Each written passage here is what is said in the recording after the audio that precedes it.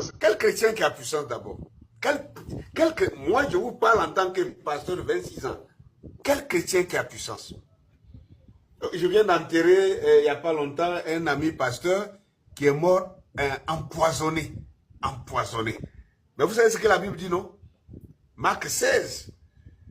Si vous buvez quelques breuvages mortels, il ne vous fera point de mal.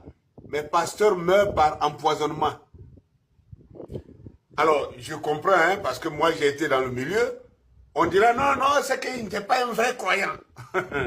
Si tel est le cas, c'est qu'il n'y a pas de croyants sur la terre. Parce que moi, je connais beaucoup de pasteurs qui sont morts par empoisonnement.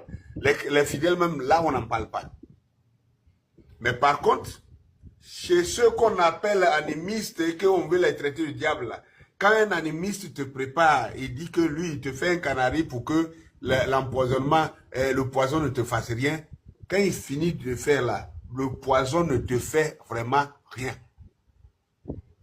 Si un chrétien, si un animiste te fait un canari, il te dit que quand tu prends ce canari, tu te laves peut-être pendant 7 jours, ou bien 13 jours, ou bien je ne sais pas, 8 jours, je ne sais pas quoi, et qu'après ça là, le feu, que tu peux passer dans le feu, ça ne te brûle pas.